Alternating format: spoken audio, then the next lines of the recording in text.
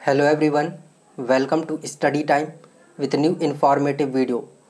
आज हम यहाँ पर खंड शिक्षा अधिकारी बीईओ मेंस का सिलेबस देखने वाले हैं एवं किस प्रकार इसके प्रश्न आते हैं, इसकी मेरिट कैसे बनाई जाती है, इन सब चीज़ों के बारे में चर्चा करने वाले हैं।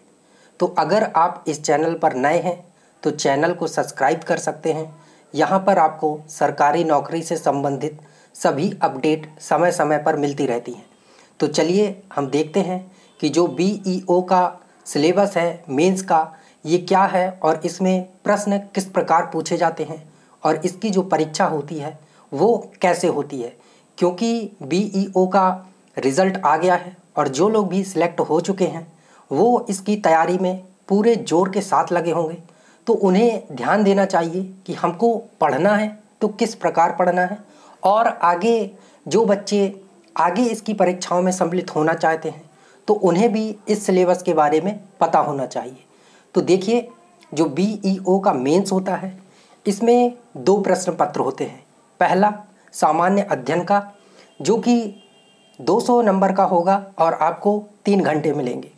दूसरा सामान्य हिंदी व निबंध का, जिसमें 200 नंबर का होगा और आपको 3 घंटे मिलेंगे। मतलब हिंदी और सामान्य अध्ययन दोनों के लिए 200 नंबर होंगे और कुल जो मेंस है वो 400 नंबर का होगा। आगे देखिए, जो सामान्य अध्ययन होगा इसमें जो प्रश्न हैं वो कैसे आएंगे।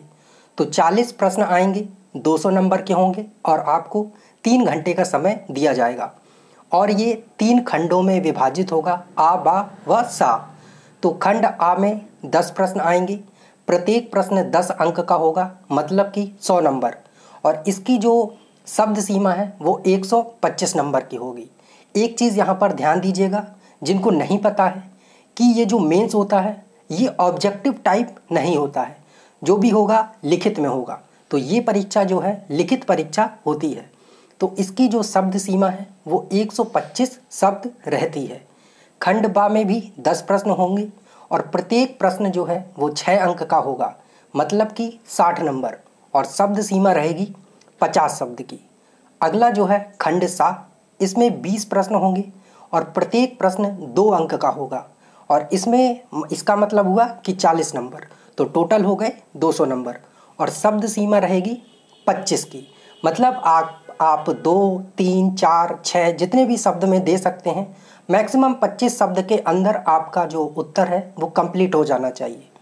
आगे देखिए, जो सामान्य हिंदी है, जैसा कि आपको बताया 200 अंक की होगी, 3 घंटे आपको मिलेंगे। इसमें जो प्रश्न पत्र होता है वो 2 खंडों में विभाजित होता है, आ एवं बा।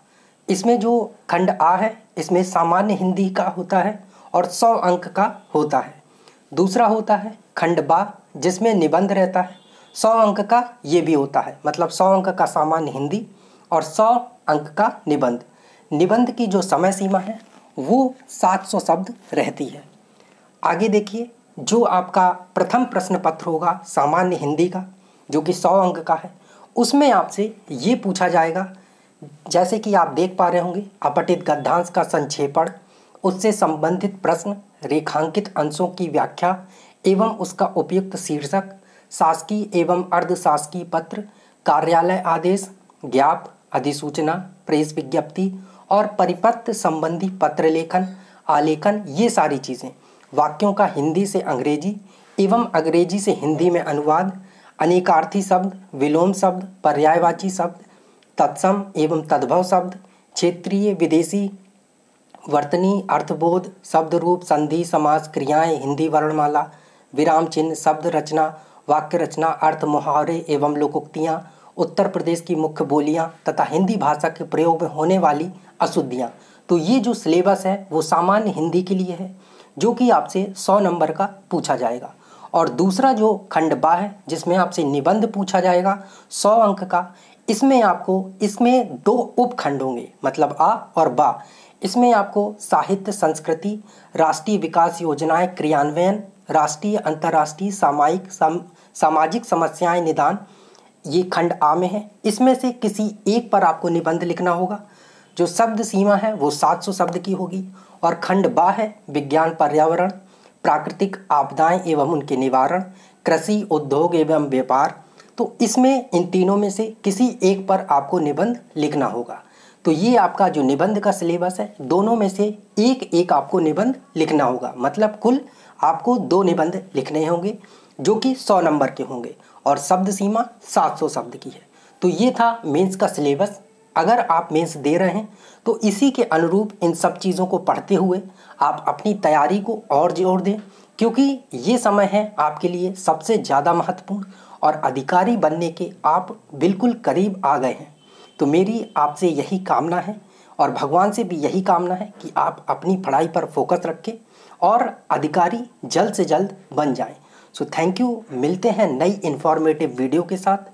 और अगर आपकी कोई क्वेरी है, क्वेश्चन है, तो आप कमेंट सेक्शन में पूछ सकते हैं। Thank you.